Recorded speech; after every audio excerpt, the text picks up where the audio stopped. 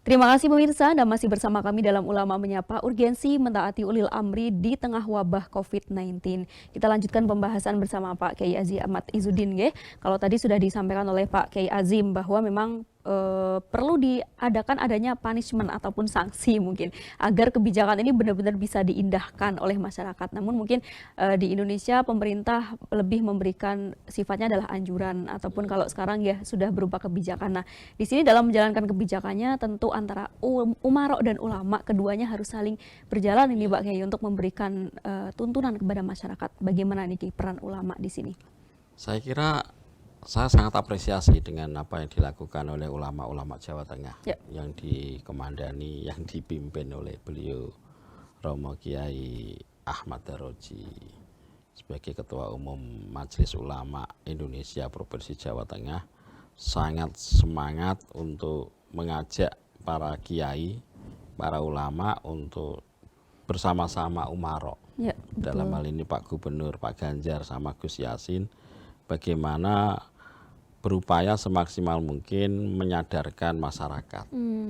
Dan tentunya yang sangat saya apresiasi kembali adalah semangat Pak Kiai Daroji tidak hanya serta-merta mencari dalil dalam perspektif agama Islam, tapi juga minta pertimbangan dari pakar yang terkait, dari Dinas Kesehatan bagaimana sebenarnya virus corona ini. Sehingga analisis yang disampaikan Majelis Ulama Indonesia yang kemudian keluar tausiah untuk larangan sholat taraweh di masjid, musola, kemudian sementara tidak usah menyelenggarakan sholat Jumat, itu pertimbangannya adalah sangat pertimbangan membaca realita daripada wabah yang sangat tidak mungkin dilaksanakan sholat taraweh dan sholat Jumat di masjid. Sehingga upaya-upaya ini yang kemudian Pak Kiai Daroji bersama dengan ulama bagaimana mengajak para masyarakat dengan beberapa media diinformasikan. Ini ya kayaknya memang harusnya ada dukungan dari para ulama-ulama di daerah-daerah. Bagaimana menjadi penyambung lidah. Ya. Penyambung lidah dari informasi yang valid, hasil analisis yang tajam dalam mengambil keputusan hukumnya, yang tentunya ini para alim ulama, para tokoh masyarakat di daerah bisa menjadi penyambung lidah kepada masyarakat sekitarnya. Oke, baik Pak Kiai Izzuddin, mohon maaf ini.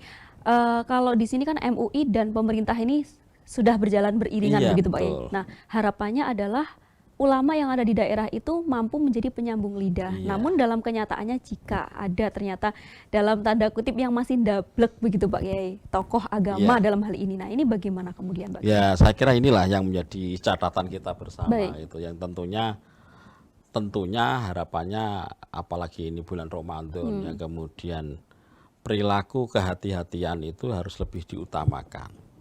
Dan tentunya kalau menurut saya ingin mengajak berpikir lebih jernih lagi, lebih hati-hati yang kemudian memberikan resiko kecil itu lebih baik daripada kita seakan-akan membaca ini sangat mungkin untuk agak sedikit ceroboh, membaca, menganalisis, ada peluang lah untuk bisa Jumatan, ada peluang lah untuk bisa sholawat taraweh, kita lakukan pembatasan diri, tapi ada sebuah resiko besar. Saya kira ini kalau kita berpikir jernih, tentunya lebih aman kita tidak perlu mengadakan sholat di masjid dan musola. Jadi dalam perspektif darul mafasid muqaddamun ala jabil masoleh, ataupun dalam bahasa yang lain akhafud daruren itu harus perlu dipertimbangkan. Mengambil bahaya yang terkecil. Yang kemudian kadang saya tuh cuma berpikir begini aja. Kadang pikiran kita itu, tahu saya udah ngadakan Jumatan ternyata tidak ada apa-apa. Seakan-akan merasa bangga yang kemudian berikutnya dia akan menjadi mengadakan lebih besar lagi. Ini ya kadang ya kalau cara berpikir harus ada tadi sekali lagi. Kita itu selalu masih berpikir kalau tidak terjadi pada diri kita. Kita itu seakan-akan belum merasakan, perlu benar ternyata. Nah, perspektif umarok sama ulama yang sudah membaca, menganalisis virus ini, itu benar-benar udah mikirnya panjang gitu loh. Tidak harus terjadi dulu. Nah ini yang kayaknya saya lihat selama ini di masyarakat yang dalam kutip tadi Mbak Fitri mengatakan agak ngotot, agak berpikir, udahlah ternyata kami juga tidak ada apa-apa, kami kan masih hijau. Ini seakan-akan inginnya itu ada kejadian dulu, baru dia merasa, oh udah berarti saya tidak mau ini kalau begini. Ini kayaknya harus mulai berpikir, oh lah. Artinya sebetulnya kita perlu melakukan tindakan preventif iya, gitu ya, itu yang harus pertama pencegahan. diutamakan sebenarnya. Jangan sampai berpikir seakan-akan saya masih aman. Padahal Indonesia itu apalagi mudik yang tadi resikonya sangat tinggi. Ya. Resiko ini bisa dibaca lah dari beberapa kemarin orang Jakarta pulang ke daerah, kemudian bagaimana kasus yang tadi Pak Imam Suroso Pati yang kemudian asalnya hijau royo-royo, baru ada Pak Imam Suroso meninggal dunia langsung merah total, yang begitu mudahnya virus itu menyebar gitu. Betul. Artinya ini lagi-lagi tadi itu upaya pemerintah yang berupaya jangan sampai melebar kemana-mana, itu harusnya ditanggapi mengikuti arahan yang lebih bijaksana. Oke, Pak Kiai Haji Azim Wasyi. Tadi disampaikan oleh Pak Kiai Izzuddin bahwa pemerintah dan ulama dalam hal ini adalah saling beriringan, begitu Pak Kiai, dalam memberikan tuntunan kepada masyarakat. Nah, kalau seandainya masih ada dalam hal ini ulama ataupun tokoh agama yang dablek istilahnya, bagaimana pesan panjenengan kepada para tokoh agama ini? Ya, saya mohonkan bahwa hendaklah kita berpikir panjang dan kontekstual ya. Jangan kemudian pendapatnya merasa benar, tidak konteks, kemudian hanya tekstual saja. Ya. Padahal Islam itu kalau kita mau betul-betul itu sangat humanis sekali. Pernah suatu ketika Nabi itu ngimami sholat, sholat jamaah, mendengar ada seorang bayi yang menangis keder gitu ya. Kemudian Nabi mempercepat sholatnya. Itu kan berarti sangat sholatnya kan tetap esensinya tetap dapat, esensinya tetap dapat, substansi dan esensinya tetap dapat, tapi seperti itu. Nah ini juga sebenarnya di Islam itu kan sudah kita katakan bahwa itu merupakan satu rukhsah dari Tuhan. Allah Ta'ala mesti kalau kewajiban ada rukhsahnya. Setiap kewajiban ada rukhsahnya.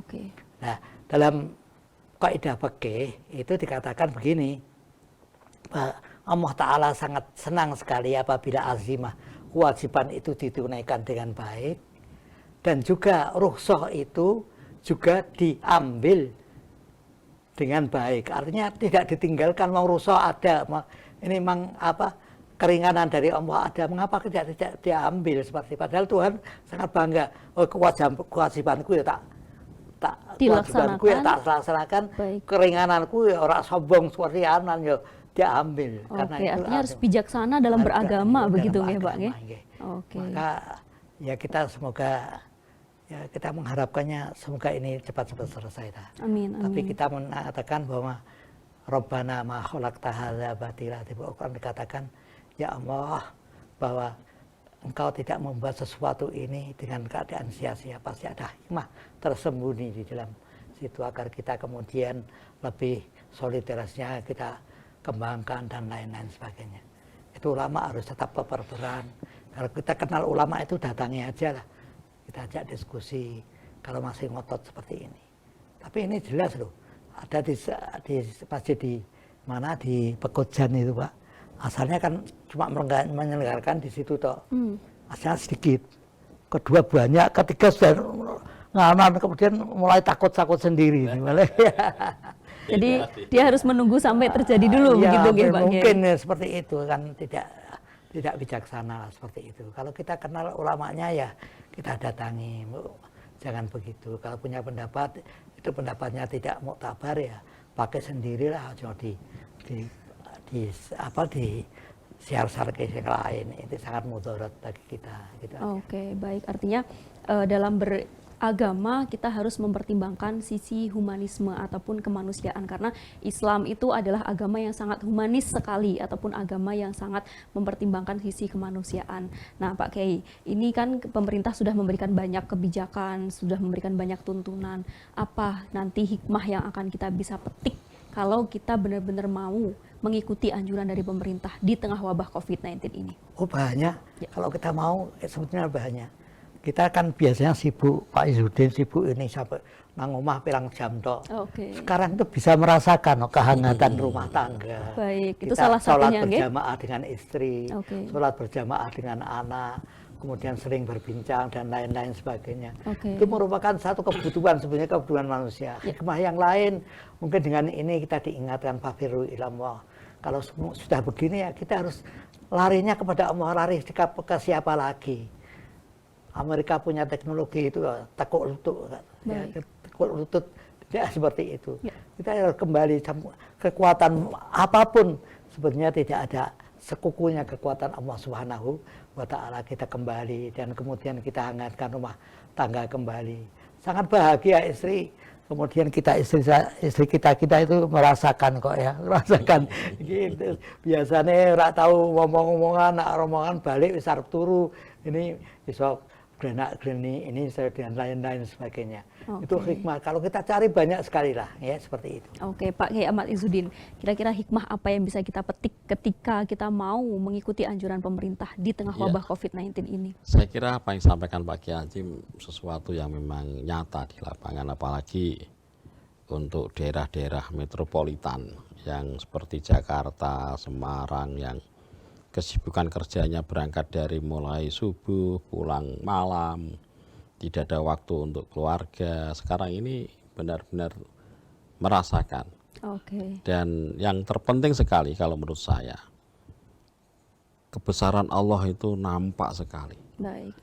Hanya satu hal saja, virus corona, yang besarnya tidak ada yang tahu, bahkan dikatakan sangat kecil sekali gitu. Hanya virus corona, semua tata manajemen keduniaan semua runtuh. Ini menandakan kebesaran Allah luar biasa. Baik, artinya di sini Allah Subhanahu wa Ta'ala ingin menunjukkan ayat-ayatnya ataupun kebesarannya kepada kita semua. Sangat-sangat nampak sekali. Oke, Pak Kiai Izzuddin, nanti akan kita lanjutkan setelah ini. Jangan kemana-mana pemirsa, tetap bersama kami di Ulama Menyapa.